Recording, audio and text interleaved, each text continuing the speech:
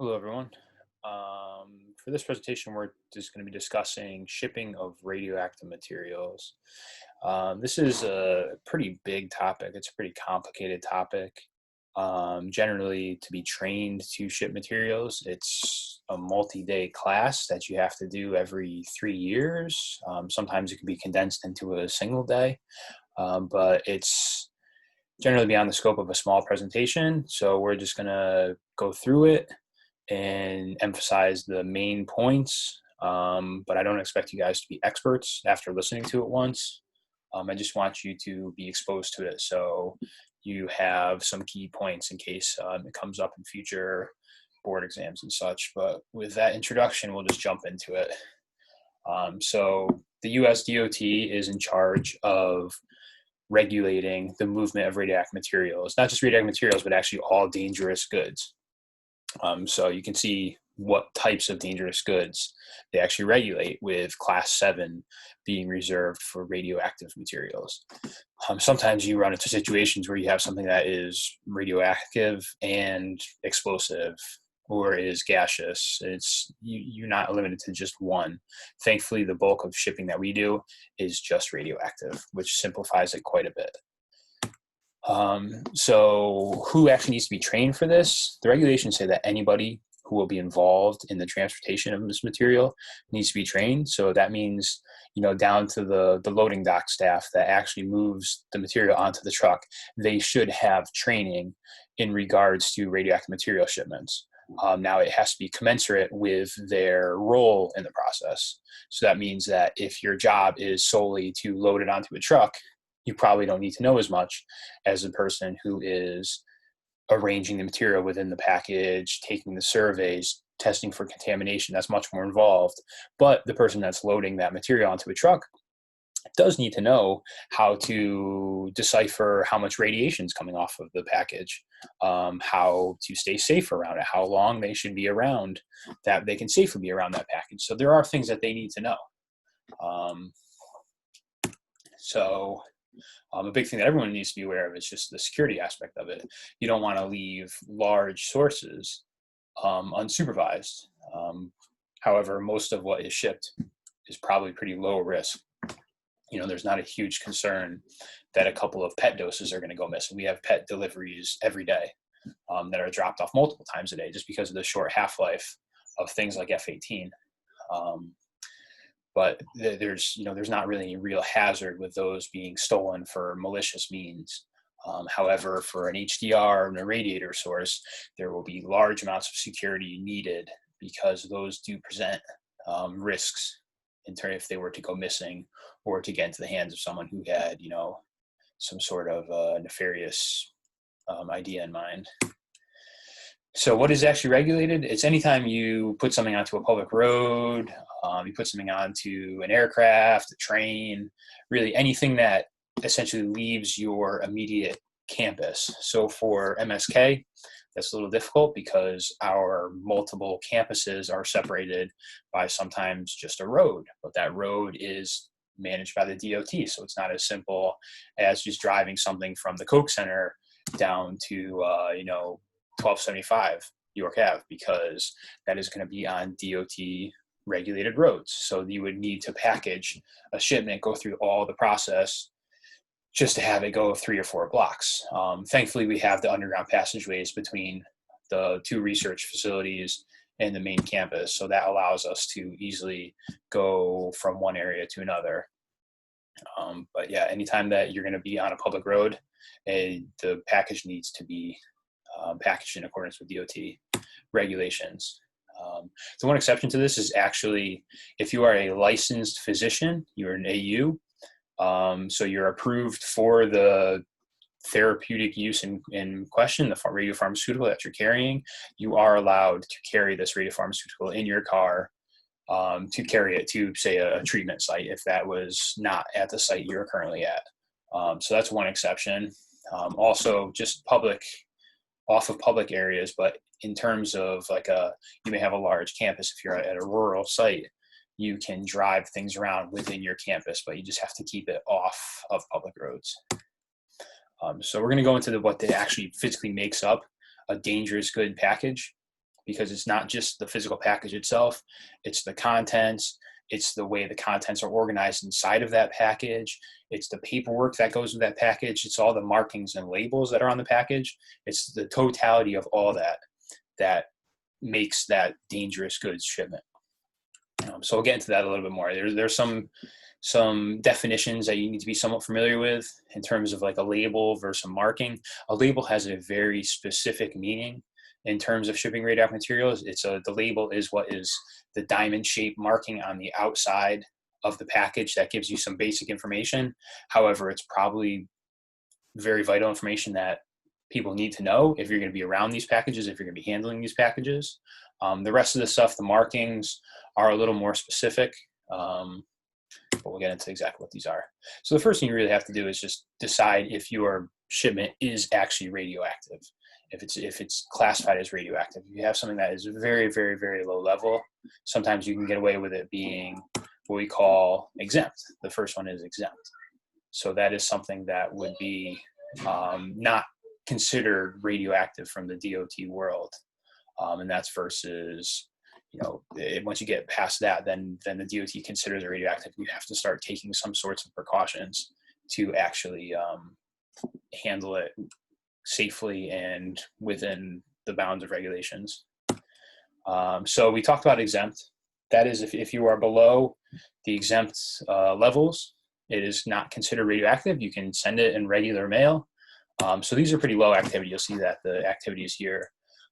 Really, these activity thresholds, they all correspond to risk level. Something like F18 is not going to be a huge hazard, again, because it decays away so quickly. Even something like tritium. Tritium is a very low energy beta emitter. It's not a very huge hazard if it was to get out in the environment. It's not a very huge hazard to people. So it has a much higher activity threshold compared to something like, zirconium-89 is a very highly active radioisotope. So that's something that puts out large dose rates. So even a small activity could potentially be a little bit of a hazard. So once you get past exempt, if you know that what you're shipping is an actual radioactive shipment, then you have to figure out exactly how to classify it. And all further classifications past that exempt value is based off what we call the A1 or the A2 values. So these are just more, tabulated values for specific isotopes that dictate how that package needs to be shipped, how much precaution needs to go in shipping that certain package based off of the isotope and the activity. So the A1 and A2 values, they do the same thing. The A1 values are much, much higher activities because they correspond to what we call a special form sealed source. You have sealed sources which are meant to not leak. They're meant to be safe, free from contamination, but then you have one extra level that's called a special form seal source. And this is a sealed source that has gone through incredibly rigorous testing to make sure that there's almost no chance of this thing leaking. They're generally reserved for very high activity sources. Something like our HDR sources are the only special form sealed source that we have in our facility. And that's because they are 10 curie sources. They're very high activity sources. It's very high stakes if that was to start to leak. If that source started to leak, small amounts of that physical contamination could contain many, many millicuries of actual activity of radioactive material. So it's much more important that they don't leak. That's why these A1 values would be much higher than the typical A2 values, because these are just regular sources that are being sent. They could be solid sealed sources, or they could be a liquid source, or they could be a gas source. So that means that there's much higher risk of that contaminating things. Of if there's, an accident in transit, something that's not that special form could be much more likely to contaminate a crash scene and be a hazard for the people in that area. So, like I said, the A1 and the A2 values, there's no way to really derive them. They're just, tables upon tables of every isotope with a specific A1 or A2 value. And using that A1 or A2 value is how you dictate the next steps for the next threshold for the precautions you need to take in order to properly ship the material. So this is where it gets a little confusing in terms of figuring out when you need to ship something limited quantity versus type A. And the way that you do that is through the A2 value. We'll treat special form A1 values as completely separate now because they're so uncommon that we'll just specifically look at that A2 value. So if you're going to be shipping something, you need to look at the physical form of the source. If it's a liquid, then you need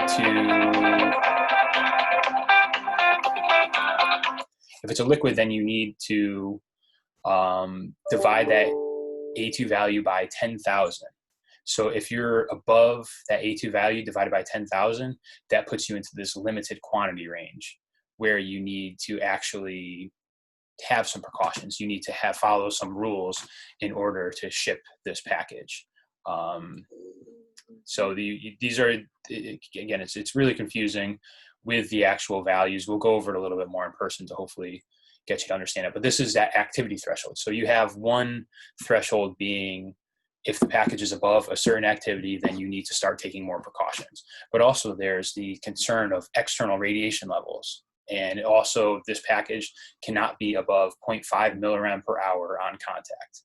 So sometimes you can have an activity that's, that is below this threshold. So you're well in the limited quantity range, but it has an external dose rate on the package that will push you above limited quantity. There's also any package that you send that's radioactive, you do need to survey for external contamination. There's really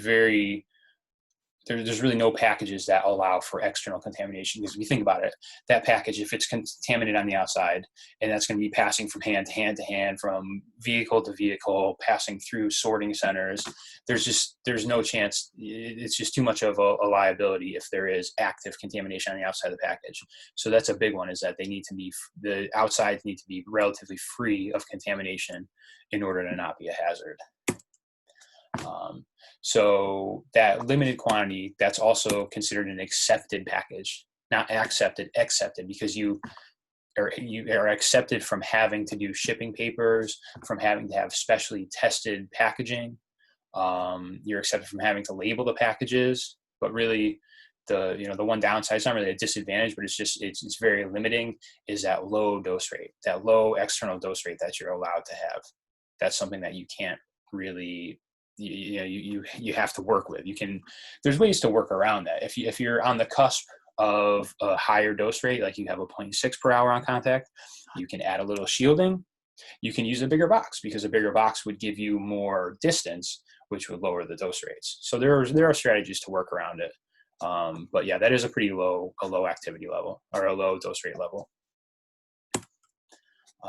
So once you exceed that, 10 or 1,000 times less, or 10,000 times less than that A2 value, then you have to bump up to what's known as a type A package. And this is a much more extensively tested package. There's many more steps you need to follow in order to specifically package the package itself, to where the source is inside of that package, the cushioning around the package, the shielding in the package, all of that together serves to make what's called a type A package. So these are for anywhere above that limited quantity value up to that A2 value. Once you go over that A2 value, you actually go into a type B range. But for now, we're talking about the type A's. So type A values also let you get a little bit more external dose rate. You can be, less than 200 on contact. So that's a pretty big range for type A's, from that 0.5 millirem per hour to 200 millirem per hour. Anywhere in between there is going to be a type A package. There's also stipulations for max dose rate at 1 meter, and that would be 10 millirem per hour at 1 meter for a type A package. So we go back, remember, it's all based on these A2 values. They're all tabulated. You have to look them up and compare it to the source that you have. So a type A package, as I mentioned, it includes not just the actual box, not just the contents, it's everything. It's the closing mechanism. It's so methodical, because there is extensive testing done on these packages to make sure that they do not shed material, even in extreme situations. Like if you read the regulations, there's a water test. They soak these boxes for 3 hours, then they drop them from the top of a building, then they drop a heavy pointed metal rod on the box, and then they stack, a certain amount of weight on top of them. They do these things in succession to make sure that the actual source container inside of this package does not open up, that there's not a large amount of external radiation that is suddenly present, that there's not contamination that's present. So you can be pretty confident that when you send a type A package, that even in a sort of an emergency scenario, it's not going to create a hazardous situation. So that's one part of the type A package. Type A packages also have those labels. Remember, labels was a very narrowly defined word in terms of dangerous goods shipments. You think of a label, you just think generically anything that's on the package is a label. But no, anything that's on the package is a marking.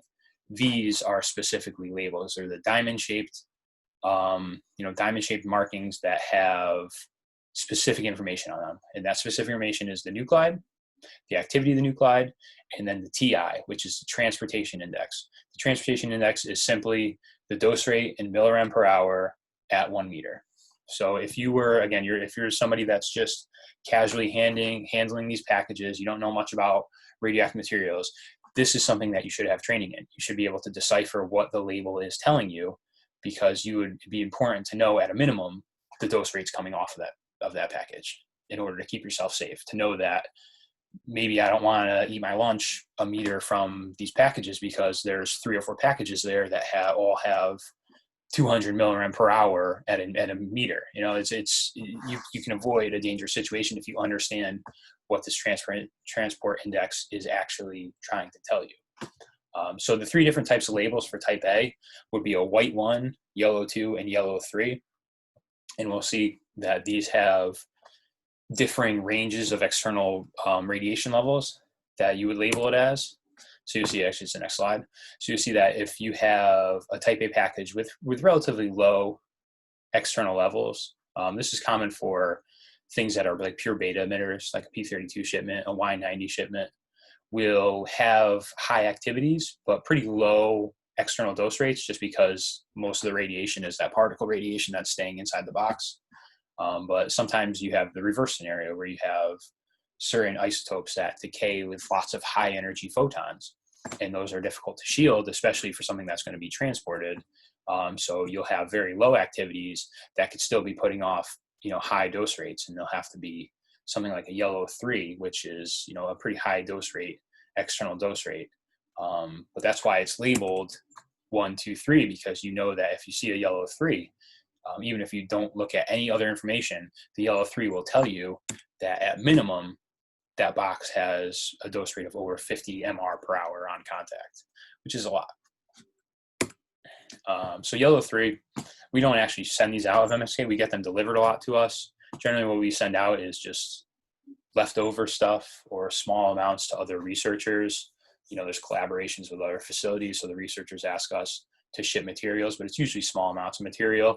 If we were to ship a yellow 3, there's an additional requirement of the vehicle actually transporting that package to have a yellow 3 posting on the outside of the package as well.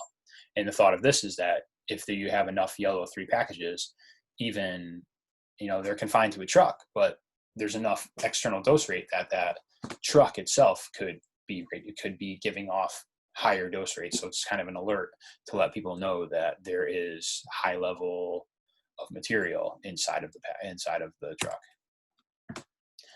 To make things further complicated, if they weren't already complicated enough, there is an EPA regulation that is buried in the DOT regulations that has its own table of quantities for what is considered a reportable quantity. So you can have different shipments that are limited quantity, type A, but then there's another set of requirements for packages that meet this reportable quantity threshold. And that's a separate table of all the isotopes, listing what would be considered reportable quantity. A lot of times it's a very high activity. 1,000 curies is a ton of material, a ton of activity. But then you go to the radioiodines and suddenly they get very, very small. It's very common for us to ship and receive 10 millicuries of I-131. That happens all the time. We use curies of I-131 in our clinic. So we're going to be receiving these RQ values all the time. So if you have something that's RQ, you have to do another set of paperwork and regulations and things that you have to follow. It's just another thing you got to keep in mind when you're shipping something out, if it hits on this table as well. So there's a lot of table lookups in the process of shipping something. So type A container is required to have a security seal, essentially just something that shows that it hasn't been tampered with. It's, there's pretty generic, so it can be something as simple as a zip tie that, closes it. This is just another means. Again, the security seal and the level of security is going to be commensurate with the hazard that actual source represents. So I mentioned that for type A stuff, you have to have shipping papers. So this is a very formatted paper that you need to follow very closely the instructions, because if you mess up at all, they will send it back to you. At best, they'll send it back. If you mess up too much, then you may start to get some unwanted attention from the DOT. It's uncommon for a DOT to do inspections, but if you send enough bad packages, then someone like FedEx could report you to the DOT, and then you may get some unwanted visitors. But essentially, for a shipping paper, you have to follow this very by the book. It has to be in order. So this would be a reportable quantity, UN 2915. Every specific dangerous goods has its own UN number. So a type A package is UN 2915. Limited quantity is UN 2910. But you need to have that there with the UN. Radioactive material, type A package, class 7, but you can't put class 7, you just have to put 7. You have to describe the physical form of the material and then the chemical form. So, it has to be very by the book. That's the name of the game in shipping. But it's also, it's relevant information. You understand why this needs to be there, but it definitely gets a little carried away with how readily they are able to send it back to you because of something like class 7 versus just writing 7. It seems insignificant, but that's how it's handled, unfortunately. You also need to have the transportation index, the transport index, the dimensions of the box. It needs to be signed by a certified shipper. You need to have record of having the training in the past 3 years. What else? You need to also, if it's a type A shipment, there needs to be emergency response information included with the shipment. So you pull pages from this emergency response guidebook, and you put a number of copies. In theory, there should be 1 copy attached to the package for every person to take one, every person in that chain of command to take one, to have it on hand. Because if you're a FedEx driver, you get in a bad accident on the highway and you're unharmed, but your truck is going up in flames, you should have this thing in your back pocket saying, for the first responders, a fire truck pulls up on the scene, you should be right there saying, hey, we were holding dangerous goods. This is the guide these are the guidance we have for safely dealing with it.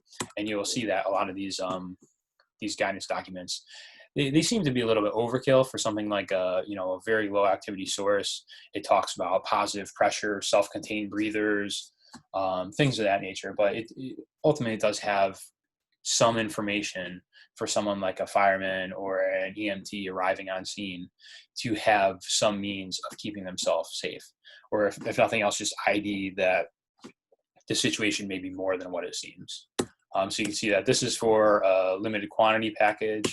This is for a type A package. So it's a little bit longer if you actually read through all the different precautions. There's some further distances to keep. There's just higher precautions for higher activities, which makes sense. Also included there is you should have a 24-hour response number. Unfortunately, MSK does not have a dedicated number. So anytime that we ship something, anytime I ship something, I have to put my cell phone down. And from the time it leaves our office until the time you get confirmation that it's been delivered, you are expected to answer the phone if you get a call, and to have emergency information available on how to handle any sort of disaster scenario that can happen with that source. So anytime I ship something, I tuck one of these to my back pocket and try like hell to not lose it. Thankfully, I've never gotten a call, but it is rumored that they sometimes call these numbers just to make sure someone is available 24 hours a day. So every time that I ship something, I'm prepared to answer the phone for one of these calls. And that brings us to type B. So type B, that was that threshold for when you are above that A2 value. Once you get above the A2 value, you are in type B land. And this is really as high as it gets in terms of, these are the, the highest of the highest activities. Nuclear power plants send a lot of type B stuff. We don't deal with a lot of type B stuff, with two exceptions. Our cobalt teletherapy, before we got rid of that, that left the facility as a type B shipment, and some of our cesium irradiators. We recently got rid of our blood bank irradiator. That was pretty much a large cesium source, and it had to go through you have to secure a type B cask, which you can see one in the foreground here. It's it's a very large, very heavy shielded container that's meant to protect from high radiation levels, but it's also meant to be a very robust, safe container that if there was to be even something like a plane crash or something, you want that source to stay inside and to not contaminate large areas. So you generally have to rent these containers because they're so expensive. They're so heavily tested. You can look up videos on YouTube of type B containers, like being hit by trains, just to make sure that they keep their integrity, that they don't release all that contamination. But they're definitely not used frequently. You see just a couple pictures here. This is a technician from some recovery company moving all the individual cobalt sources out of the teletherapy head and into a heavily shielded container that you can see here. Right now it's marked empty because it has to be sent as empty. We'll get into that in a minute to discuss exactly what that means. But yeah, there's a long handled tool to move those multiple 5 Curie sources or whatever they were at the time into that container to then be transported offsite. So you got to move it through the halls. They actually have to reinforce the floors below because you have this giant chunk of lead and sometimes depleted uranium. So it's incredibly, incredibly heavy. They needed to take it out of the radiation oncology building, that false wall that they get the machines out of. That one came out of there. Throw it in a truck. You can see the markings on here. It's a type B container, but it's only a yellow 2. So that means there must not have been incredibly high external levels, probably because of all the shielding. But nonetheless, it's still labeled. And for sources of this high activity, it's not uncommon to be escorted by the police, just for an added level of security. Make sure that doesn't, they escort it to pretty much the end of the city limits, and then it keeps going on its way. I mentioned that empty sticker that was on the cobalt teletherapy lead pig before it was loaded. So empty is not what you would think when you think of empty. The reason that this empty designation exists is that it allows for levels of contamination, certain levels of contamination. So it's not uncommon if you have these heavily shielded transportation containers that are sent back and forth. We have a lot of back and forth with other research institutes where they send small sources to them. They send an empty back to us, like regular shipments. Maybe we're adding labels to it or something. I'm not exactly sure what they're doing, but there's a reason that they're sending this stuff out. So the people that get it need to send it back to us, or vice versa. We get sources from other facilities and we have to send them back empty containers. Those containers can sometimes be contaminated. They're not incredibly contaminated, but they have internal contamination. So instead of having to either hold this for a certain number of days, years, months to let that contamination decay away, or to try to clean it out, maybe you can, maybe you can't, they allow you to designate something as empty, which means that there's internal contamination. It has the same low outer contamination limits, but it allows for some internal contamination present that you know about, that's surveyed, that's documented, but it doesn't say you can't send it. You have to be careful with it because you know that the inside will be contaminated, but you take the proper precautions because it's marked as empty, and you send it on its way. Now that's to be contrasted with something that is actually truly empty. Like if you check the inside of an old lead pig and you see there's no contamination, but you still want to send it back to some facility, that's a situation where you can just send it back empty, not as a designated empty with a UN number and all that, but just as a regular piece of mail being sent. Sometimes other facilities will get these back and say, they lose their mind. They're saying, oh, you sent a radioactive source without following DOT regulations. But we always make the argument that if there's no contamination present, and that means there's no radioactive material, that means that it doesn't need to be shipped as a radioactive shipment. And that's some places stick to their guns and say, no, you're doing it wrong. But we stand by the thought that if there's no material present, it doesn't need to be shipped as radioactive. And it's never come to any situation where we have to defend ourselves from the regulators, because I think they would be on our side. But you definitely have some overzealous people that respond poorly to getting something like a lead pig, like an ammo can like this, that just comes in regular mail. But I don't know. I'm of a philosophy that if you don't have to deal with all this shipping stuff, it's best not to until you know that you have to. So we mentioned this in the Arius or in the survey presentation, but there is a requirement for, if you receive a radioactive package, that you within 3 hours, you're supposed to take a contamination survey. And if there's any signs of damage to the package, you also are supposed to take a dose rate survey. That's just to verify that things haven't shifted in such a way that maybe a source that was heavily shielded is suddenly unshielded, and there's huge dose rates that you may not know about, or just if there's contamination in general. And every once in a while, we do get a package that has contamination. Usually it's not above reportable levels. There are requirements that if you do get a package that is heavily contaminated, that you have to report it, because there would be an investigation of where that package came from, the trucks that it's been in. There would be a response to it, because if you're the one to find the contamination, that means it's gone through the chain of command to a point where it got to you. But that means that there's been a number of other people handling contaminated packages, and the question of whether that contamination happened in transit or the person sending it didn't do a proper contamination check. So it opens up this big investigation. It's not something that, if you found contamination, you'd want to report it. But the unfortunate thing is that it would create a ton of work for you if you were to report one of these things, because like I said in the medical events report, is the second that you report something to the city, even if it's not your actions, their immediate response is an inspection. So if we got a package that was contaminated and we reported it to the city, we can expect that they would come and visit our facility.